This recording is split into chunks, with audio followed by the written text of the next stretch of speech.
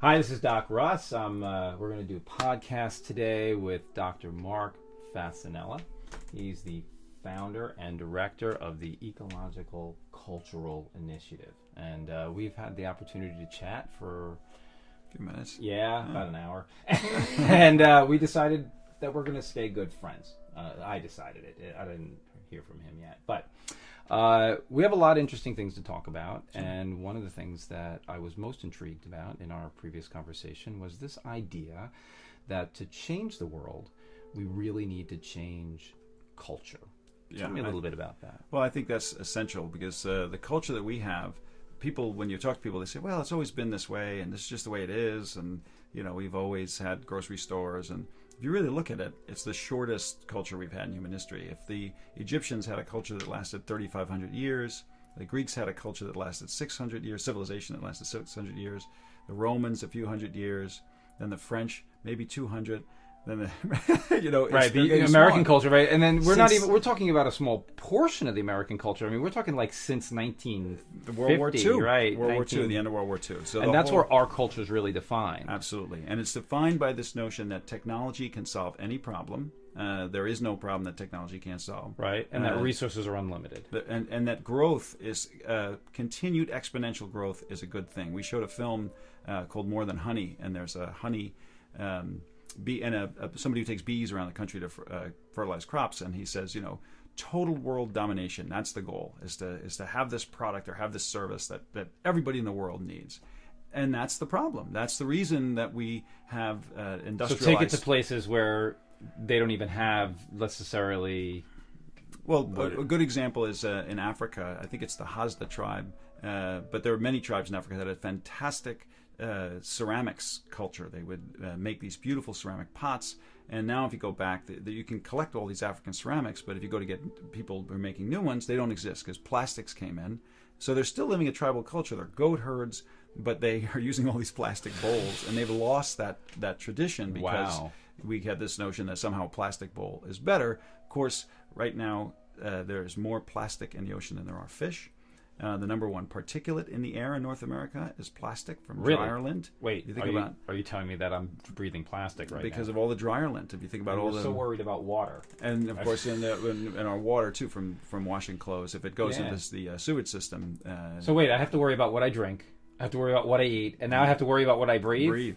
So that's the thing, is that we got this idea that we can invent a technology that it's better than the older technology, and we kind of didn't bring things from the past with us in many cases. We threw them out and said, you know, a car is better than a horse, or a tractor is better than a horse. And there are cases where a horse is better than a tractor, certainly in forestry. There's cases where horses, that made a lot of sense because they were able to walk through forests and take logs out of narrow spaces. And so, interesting.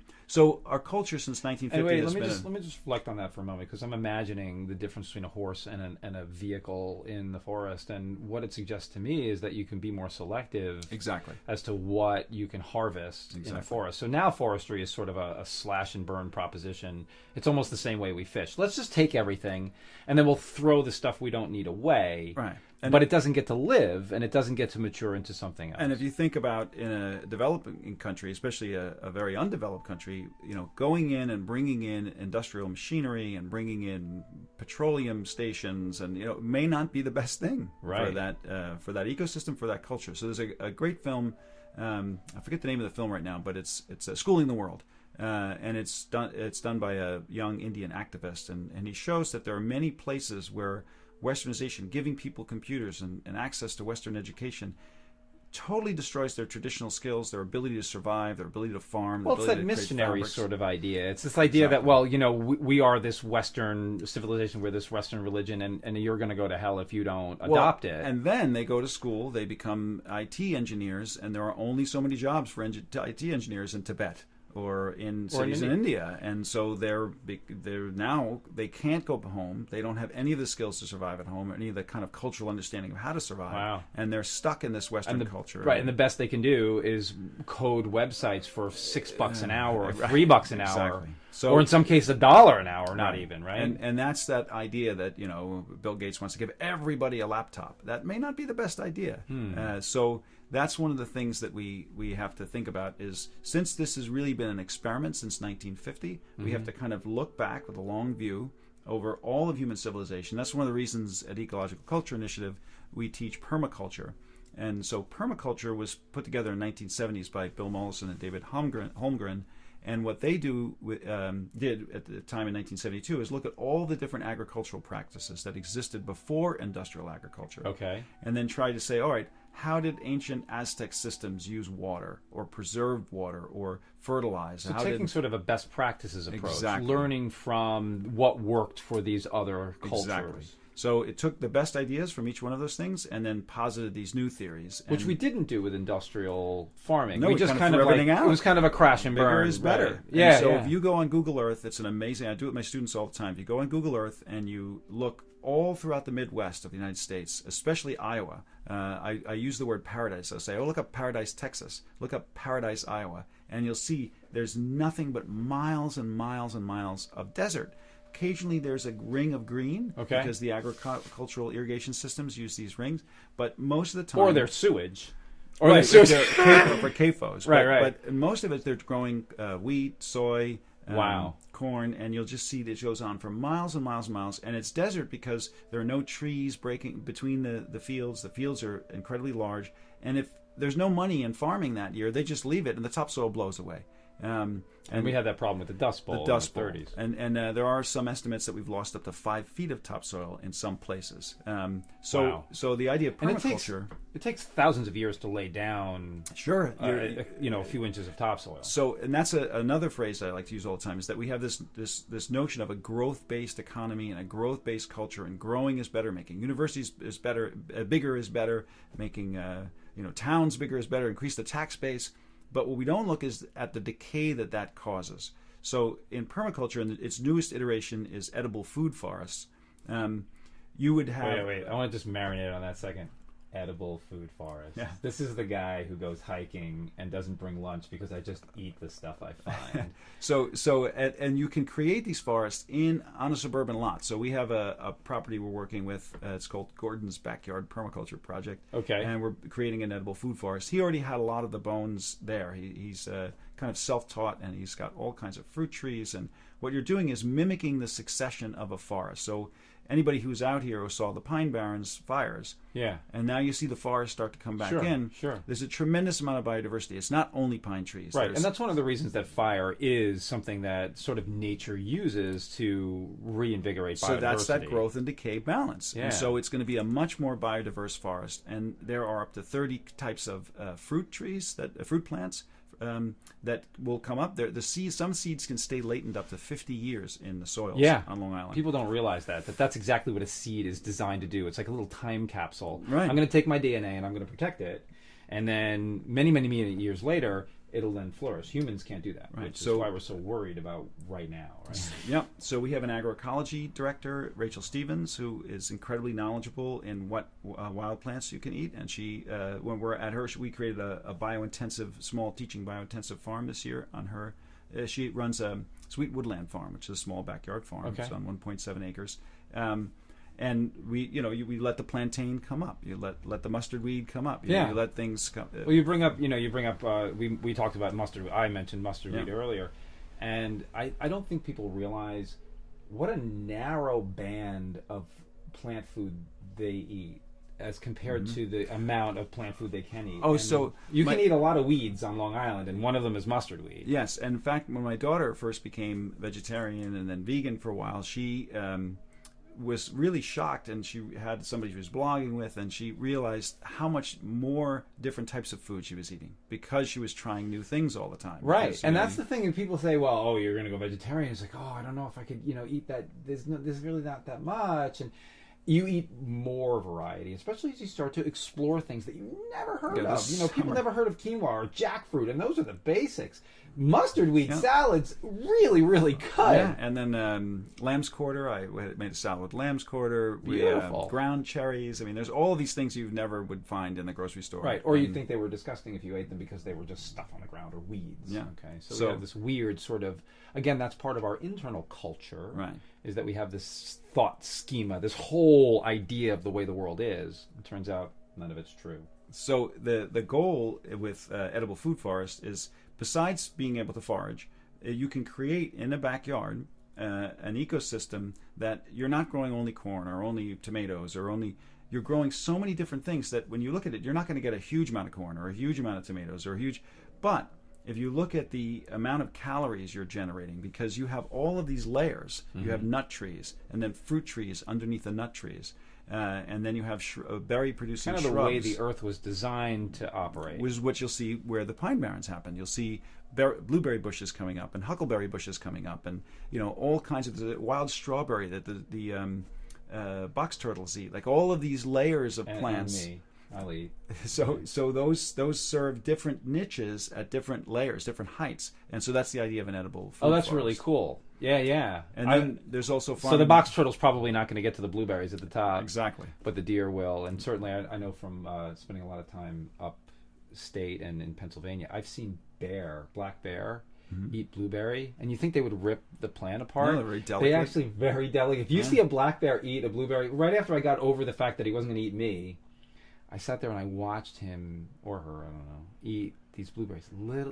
So delicate. And it was just amazing to me to see this massive animal do that. And so Suzanne Ruggles, who's also on our staff, she's known as the Barefoot Gardener, and we just did a tour of her property. And it's amazing, all the layers of biodiversity she has, all native plants. And she's not creating a forest to feed people. She's creating a forest to feed animals. So she has no problem with the deer. She's a estate gardener, and she has no problem with the deer damaging her garden because she has so many things for them to eat. Right. They take a nibble here, they take a nibble there, and they're full. Right. Because it's a very dense, lush environment, food that the deer can eat. What a great idea. I mean, right now there's such an initiative to eradicate deer or cull the population, which, isn't exactly good science, but we want to cull the population, but at the end of the day, it's because, I bought all this great landscaping and I'm tired of the deer eating it. Really, that's a good reason to take a life? So I'm not so sure it is. So the problem is we have this culture that lawns and arborvitae and Leland cypress and these kind of plants that don't perform any ecosystem services. The deer don't eat them. The deer do eat the arborvitae occasionally. The birds don't nest in them. They don't produce berries that the birds can eat.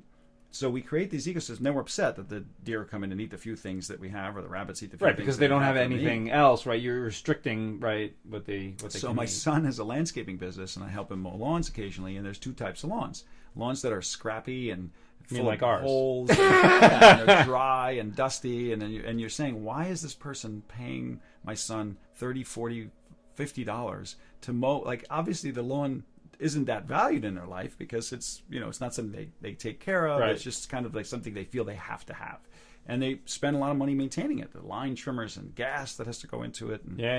And then the other lawns that are overwatered, they have a sprinkler system. They're overwatered, so then they're putting down fungicides, and then there's so much water that it's draining the fertilization out of the soil, and they're bagging the clippings so that there's no biodegradation happening. So they have to put fertilizers down, and they're watering that, and they're soggy when you mow them.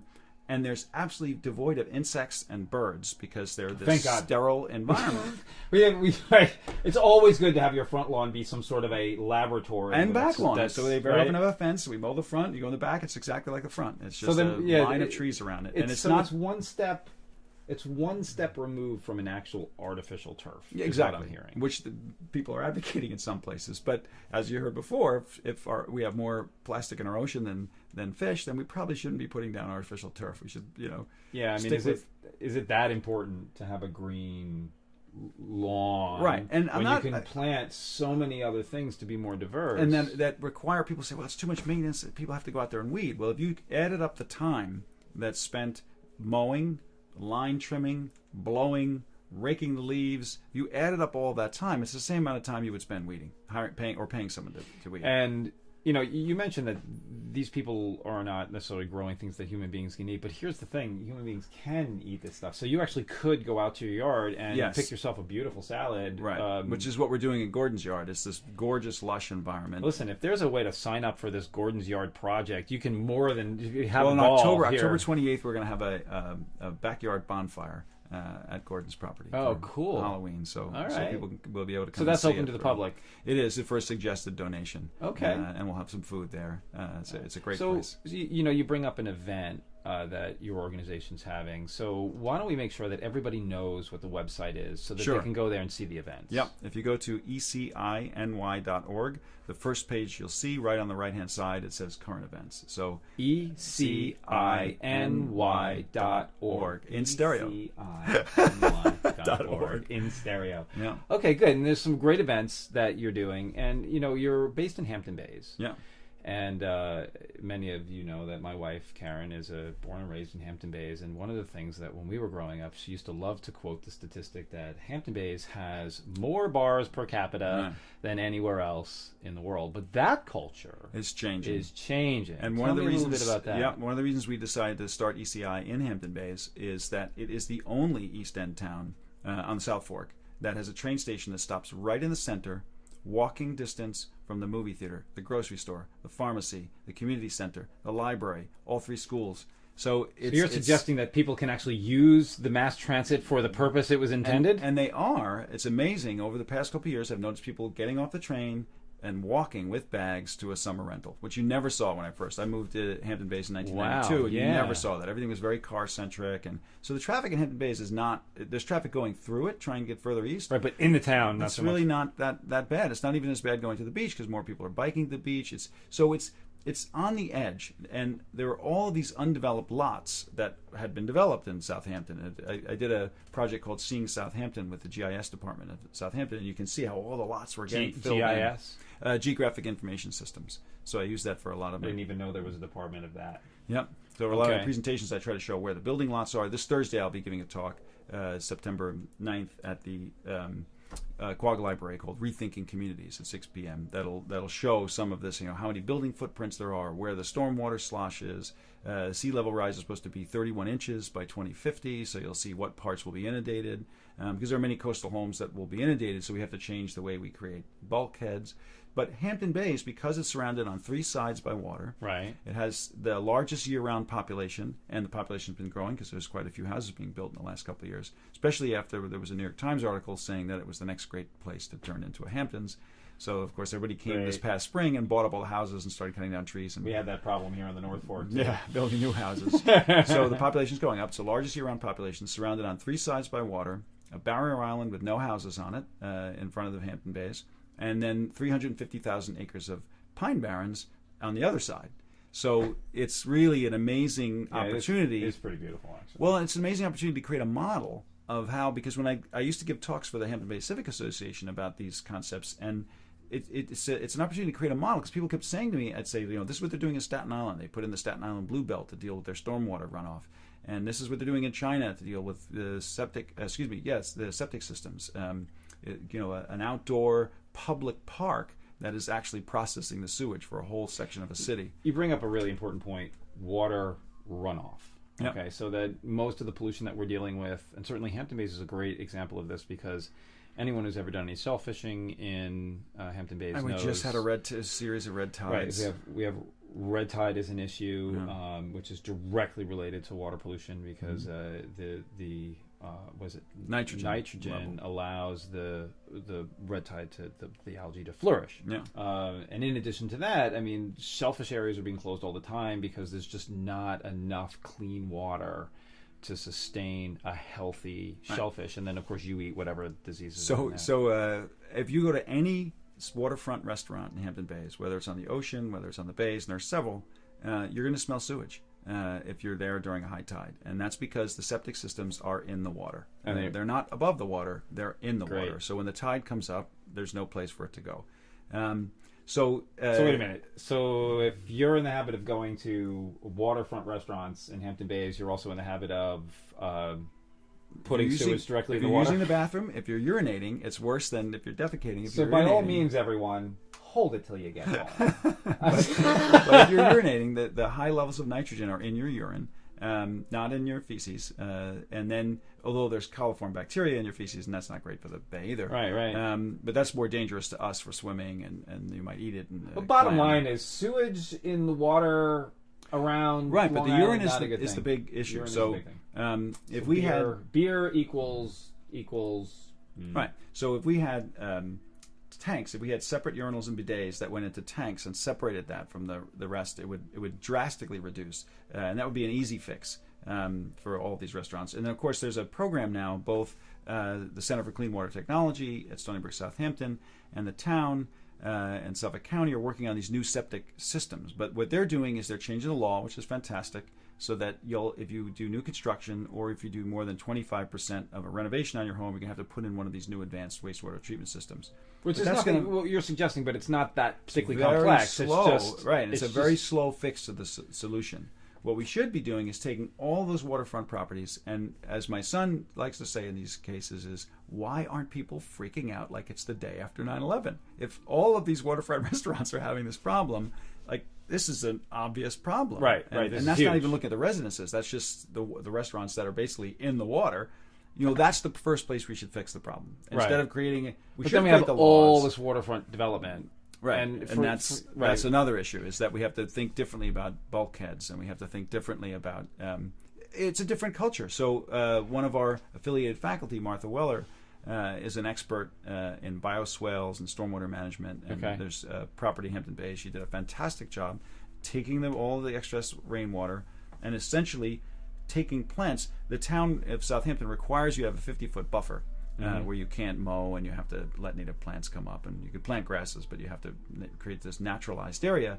She said, why don't we bring that naturalized area back towards the house and then create a stormwater management system that's using the plants. They just literally took plugs from the meadow of native plants and it takes less watering and less maintenance. It doesn't need fertilizer, and it's the biggest. When people come to visit the house, it's like this. They say, well, who did this landscape? You have such beautiful flowers, and they're flowers that were taken directly from the meadow that was seeded by itself by birds. Take home message here is, it turns out that plants process water. Right. Who knew? And then one of the really important things to understand is that in changing culture, very often people follow, like if you look at a Long Island wedding, Long Island's famous for its big weddings. Yeah. It's an imitation of a royal wedding. It's a huge thing. It's that moment for everybody to be giant. And so we're emulating the wealthy.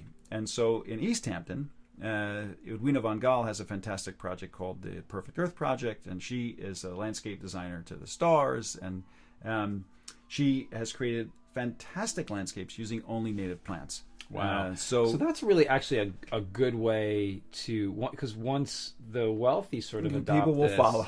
People will follow. It seems kind of shallow, but it's true. But that's a problem. Right. That's one of our goals for next spring and summer, is to start doing garden tours, so people can go on these garden tours and see what can be. It doesn't have to just be an imitation of a French imperial lawn. That's where it comes from. It comes from Versailles. What we're imitating in weddings and in landscapes is an imitation of French, royal gardens. Sure. And they're the people who threw my family out. There you go. And that was a short empire, so we don't emulate that. Right. They didn't do it right. They ended up with their heads on pikes. So in other words, what he's saying is, if you want your head on a pike, have a nice lawn. And these things will have to change. Like we were talking earlier about how paradigms shift, because we live in a context and we think it's always been this way. And then whenever I say that thing about Egyptian civilization, people, they're like, wow, that's true. I did.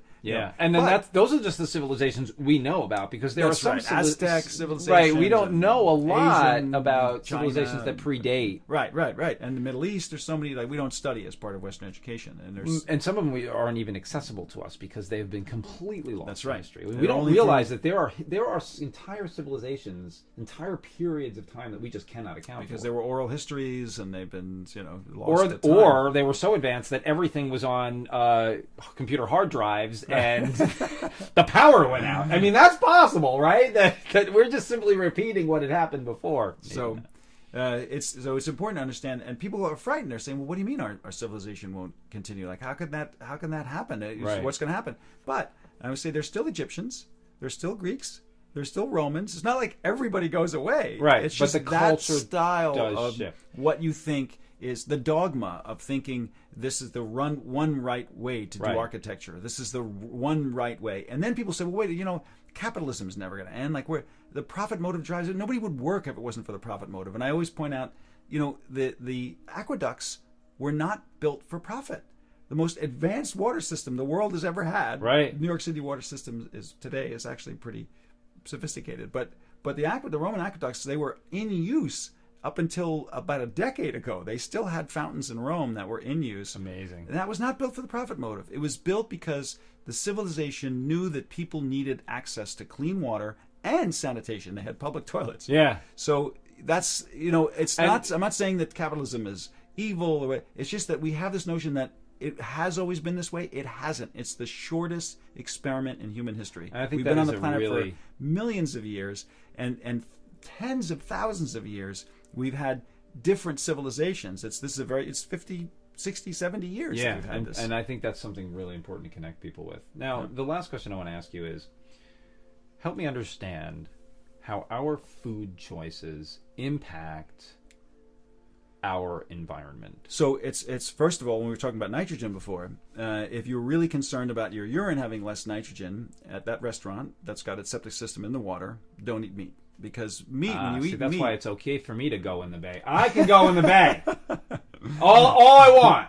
Because when you eat meat, it radically increases the amount of nitrogen. It helps me feel better on a lot of levels, just so you know. Right. So people have already heard this, but if you think about it, it's very common sense. It takes so many pounds of grain to feed cattle that you're getting... Right. There was a calorie figure, I remember. It took X amount of calories to make 1 calorie of So you're concentrating that nitrogen, and it's coming out in your waste because Wow. It keeps getting concentrated, so that's why. Well, not to mention what it's doing to your body while it's in there. Right, but it's very common sense. So that would be one of the most important things. And then, instead of eating industrialized food products, which I love almonds, and it's hard not to eat almonds, but if you know how they're farmed, they basically have almond trees in a desert, and they cart bees all over the country, and they spray them fungicides, and it's so knowing that food, to the extent that you can, knowing that food is local and it's organic and it's fresh, and you cannot really, unless you caught it yourself or you know the fishermen, you can't really get fresh fish or fresh meat, right? Unless you know the chickens, or it's a little local farm, because it changes that context. So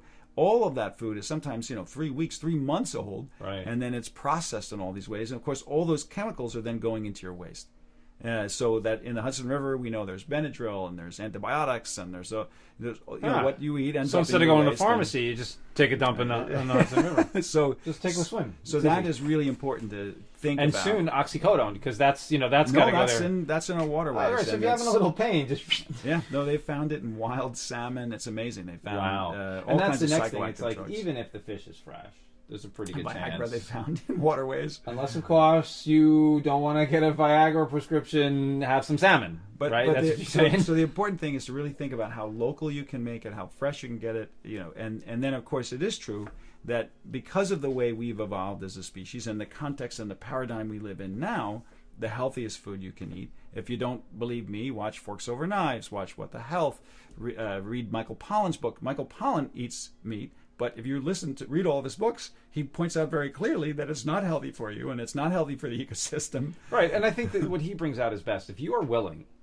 to run down, hunt, and kill an animal. I mean, run it down. I'm not talking about... sitting in a tree with a I'm talking about... This is the way humans were designed to eat. Run it down. Under those circumstances, it may actually be a healthy food for you because you need to be able to run faster than the prey. Which, by the way, that is how human beings were designed to hunt. We were endurance hunters. Yes, yeah, absolutely. So we were designed to run just behind the animal until it became exhausted. Until it bled out. Right, I mean, essentially. walked up to it. You're shooting with an arrow or a spear, and so it takes a long time. You have to actually shoot with several arrows. So when you can run 50 to 100 miles in a clip, by all means, become a meat eater again. But you won't have to become a meat eater to get that protein, because we all know that us vegans have all the protein we need. So, but I digress. The point I think we're trying to make here is that, number one, human beings don't need animal products to survive. That's true. No. And human beings are now realizing, and the evidence is catching up with this, that human beings are actually healthiest when they eat a plant-based diet. Yeah, that's true. And now we find out that even our urine and our feces is healthier when we eat a plant-based for the diet. ecosystem. For the ecosystem. Yeah. And you don't have problems with maggots and all kinds of things. So. And we didn't even get into the larger environmental impact of what it takes to farm animals. We're just talking about the huge impact that human beings that eat meat have on the environment in this immediate area, where there is not a lot of factory farming, but even in areas where factory farming happens, it's a huge problem. We do have not factory farming, but we have we have the duck farms. They're a big problem, right? And we have kind of a small scale model of it in industrial farming. If you look at the North Fork, which is beautiful when you drive around, it's bucolic and it's quaint, and you look at but look at it from Google Earth, and you will see that it's a desert. That it's mostly monocrops of now mostly grapes, and much of the year. It's a desert, and there's no cover crop. The soil is left bare. The wind's blowing it away. Yeah. So, and in fact, I don't know so much on the North Fork because I don't spend as much time, but the South Fork, if you drive by, you'll see the snow is tinted by the topsoil. You'll see all this brown snow. No, that's true. So that's the topsoil. That's the topsoil that was washing into the roadways and then into storm drains and then into the bay. Right. So, and nitrifying the bay because if it's had fertilizers or putting pesticides in the bay, which is then killing all kinds of beneficial microbes that are in the ocean. So anyway, yes, you're absolutely right. So what we did with the Ecological Culture Initiative is we started, because of Rachel Stevens, our agroecology director, with literally a seed library, giving away free seeds. So we give away free seeds in the public library. And then we moved on from there to showing a film called Seed, which is worth watching if you haven't seen it. Okay. You can get it online. Seed, the movie. And then we taught organic gardening classes, and now we developed teaching gardens. We're developing a new one in conjunction with a Catholic retreat center in Hampton Bays. And so the idea is to show people. You're a busy guy. And the idea is to show people that they don't have to tear up all their lawn and drastically and spend a ton of money. You can slowly evolve that backyard into some place that's feeding you, but also feeding animals. And beneficial animals, pollinators, and beneficial insects that are going to keep the pests off your crops, and birds. So Douglas Tallamy wrote a book called Bringing Nature Home, where he bought a farm and he planted the trees to attract the inchworms, to attract the birds that would keep the pests off his crops. So I just want to encapsulate this because I think if people are listening, they should be really, really intrigued by this idea. For those of you who are spending tens of thousands of dollars on landscaping, and in the process of that unknowingly hurting the environment, you don't have to be a vegan tree hugger to understand the economics of creating an ecosystem on your property that is self-sustaining, that is beautiful, that will be better for the environment, and also bring some things to your home that maybe you would love to have there, like hummingbirds and other creatures that will add to the enjoyment of your space. And here's something that you may not be aware of. When you stop trying to artificially manipulate your environment, it will, by extension, become a more peaceful and quiet place. We don't do anything to our property except let it grow. And when people come here, they always take a deep sigh and they realize it's peaceful. And part of that, I believe, is because the sprinkler's not running. There's nothing artificial going on here. And we're planning to do more and more of what you were talking about, is to make it a more naturally ecological place. This is why we go to parks. Wouldn't it be great if you could have a park on your property, and this is the place to go to learn how to do that? Thank you. So that's what I would say. Would you say that's a fair, good? Yes, that's exactly what we're trying to teach, and our ultimate goal is to create a center for field ecology and regenerative design. So we're working with the town of Southampton to do that, but that's a very slow process. The town governments are not they don't move at lightning speed. Right. So we're really looking for a donor to step up to the plate. If somebody wanted to, we have one gentleman who actually has written us into our will for that project. But really, we need a building and a piece of land that we can create that education center and bring students from universities and local students and then international students to come and study this, because that's why I was saying, if you look at where we are, especially we're sitting here where we're surrounded by, we can be a model of how, because 90% of the human race by 2100 is going to live in cities. and they're going to live in cities near waterways. Sure. And so all the problems that we're dealing with septic systems and how Go to up produce food, and exponentially. you can teach this so that it becomes a model. Sure, That's sure. and it's not being taught in that many places. And even in cities, you can practice this kind of agriculture. Oh, absolutely. I mean, I love walking the High Line, and there's a pretty good example of, here is an urban feature, an elevated railway that has been allowed to proliferate native plants. Yeah. And then Brooklyn Grange has a farm, rooftop farm that supplies restaurants rooftop and farms CSA. are really pretty awesome things. Yeah, and there's a lot of rooftop in cities. So it sounds like we're going to need to do more than one podcast, because I think this one is just about done. Okay. I want to thank Dr. Fasanella for his time and his knowledge and his wonderful energy here. And I look forward to you engaging with his website, which is ECINY.org. ECINY.org. Thank you. Thank you.